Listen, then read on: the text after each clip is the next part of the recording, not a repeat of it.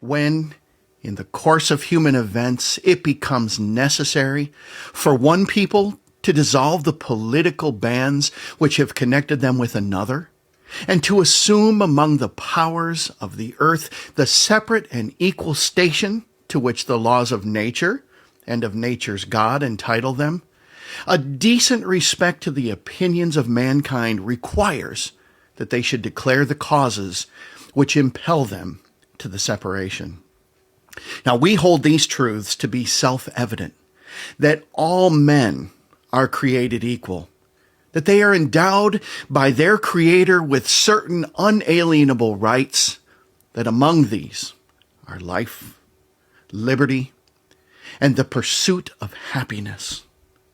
That to secure these rights, governments are instituted among men, deriving their just powers from the consent of the governed.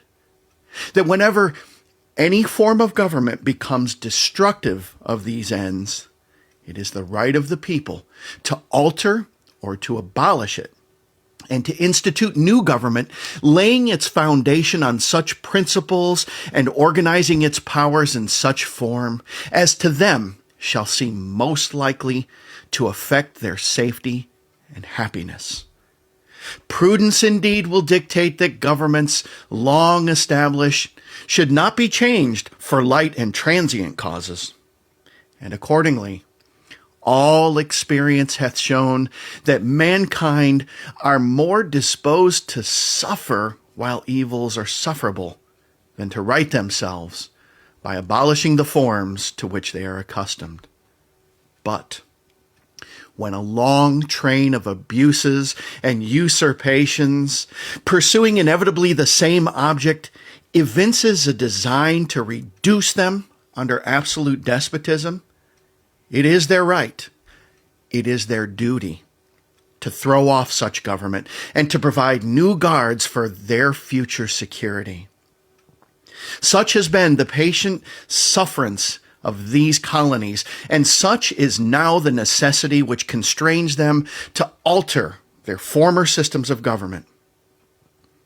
The history of the present King of Great Britain is a history of repeated injuries and usurpations, all having in direct object the establishment of an absolute tyranny over these states. To prove this, let facts be submitted to a candid world. He has refused his assent to laws the most wholesome and necessary for the public good. He has forbidden his governors to pass laws of immediate and pressing importance unless suspended in their operation till his assent should be obtained, and when so suspended, he has utterly neglected to attend them. He has refused to pass other laws for the accommodation of large districts of people unless those people would relinquish the right of representation in the legislature, a right inestimable to them and formidable to tyrants only. He has called together legislative bodies at places unusual, uncomfortable, and distant from the depository of their public records for the sole purpose of fatiguing them into compliance with his measures.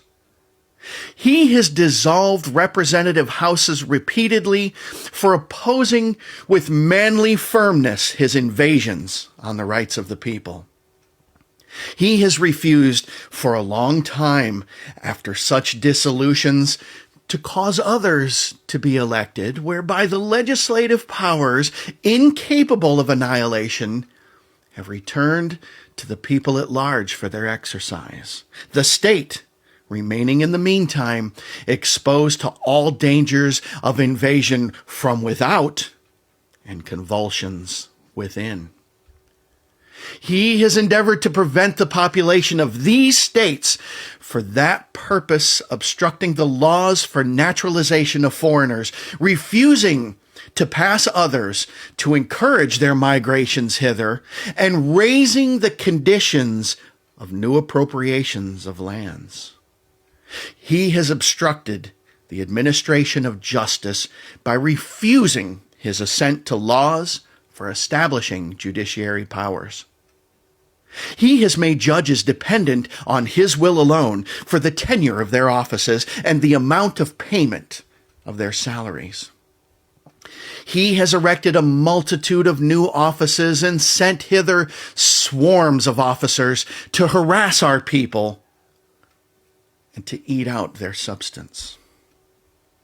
He has kept among us in times of peace standing armies without the consent of our legislatures. He has affected to render the military independent of and superior to the civil power.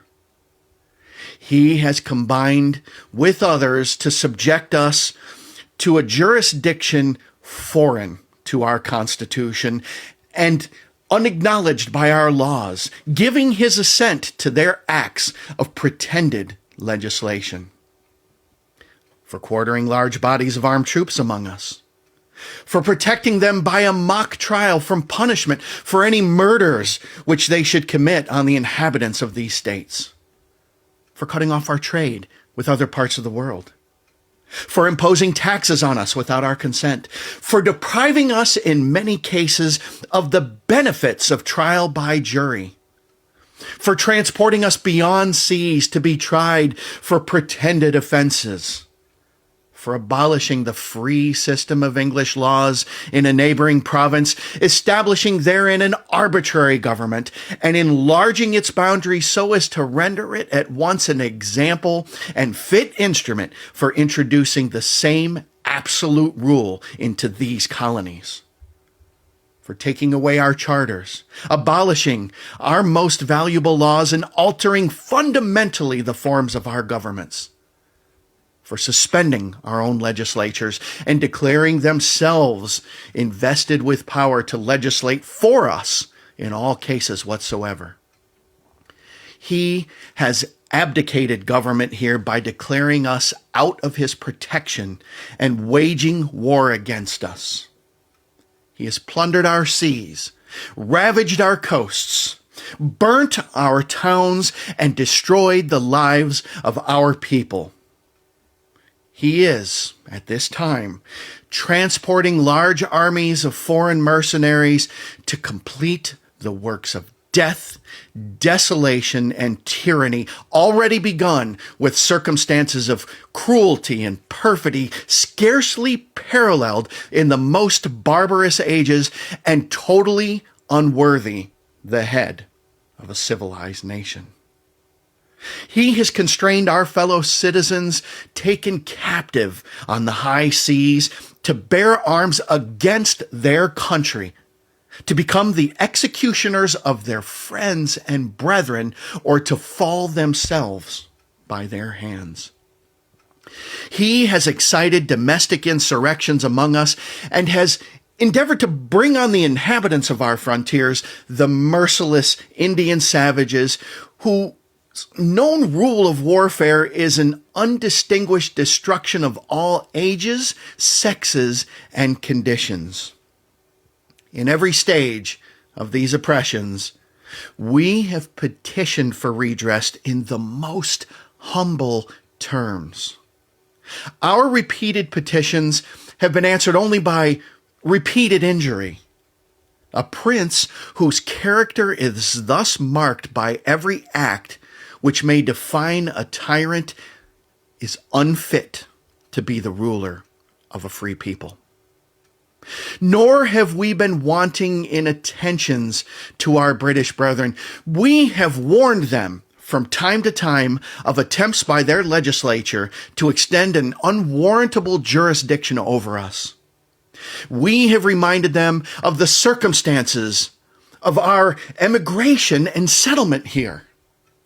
We have appealed to their native justice and magnanimity, and we have conjured them by the ties of our common kindred to disavow these usurpations, which would inevitably interrupt our connections and correspondence. They, too, have been deaf to the voice of justice and of consanguinity. We must therefore acquiesce in the necessity which denounces our separation and hold them as we hold the rest of mankind, enemies in war, in peace, friends. We, therefore, the representatives of the United States of America in General Congress, assembled, appealing to the Supreme Judge of the world for the rectitude of our intentions, do, in the name and by the authority of the good people of these colonies, solemnly publish and declare that these united colonies are, and of right ought to be, free and independent states, that they are absolved from all allegiance to the British Crown, and that all political connection between them and the state of Great Britain is and ought to be totally dissolved, and that as free and independent states, they have full power to levy war, conclude peace, contract alliances, establish commerce, and to do all other acts and things which independent states may of right do. And for the support of this declaration, with the firm reliance on the protection of divine providence, we mutually pledge to each other our lives, our fortune, and our sacred honor. Happy Independence Day, brethren.